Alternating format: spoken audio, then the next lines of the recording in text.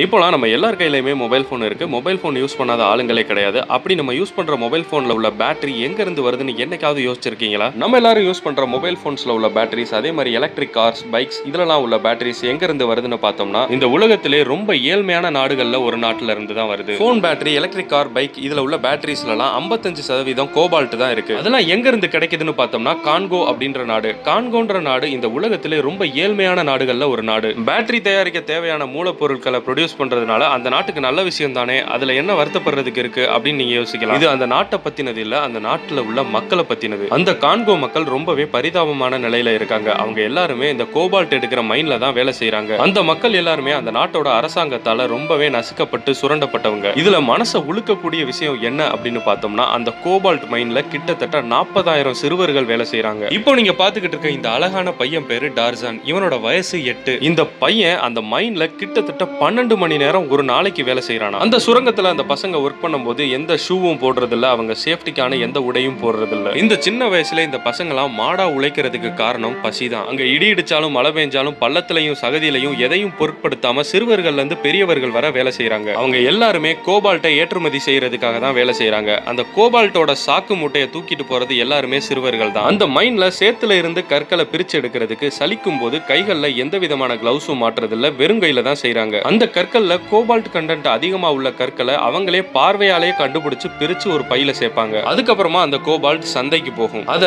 Middle man சொல்லக்கூடிய Chinese வியாபாரிகள் கம்மி ரேட்டுக்கு வாங்குவாங்க. அந்த சைனீஸ் சப்ளையர்ஸ் மூலமா செல்போன் மேக்கர்ஸ்க்கு கோபால்ட் ரீச் ஆகும். இது எல்லாத்துக்கும் அப்புறம் போனா உருவாகி நம்ம எல்லார் கையிலயும் வந்து உட்கார்ந்துருக்கு. இப்ப கூட நீங்க உங்க கையில உள்ள மொபைல் போன்ல தான் இந்த வீடியோ நீங்க பாத்துக்கிட்டு இருப்பீங்க. அந்த மொபைல் போன் நம்ம கைக்கு வர்றதுக்கு முன்னாடி ஆயிரக்கணக்கான சிறுவர்களோட வேர்வையும் ரத்தமும் அதுல அடங்கி இருக்கு.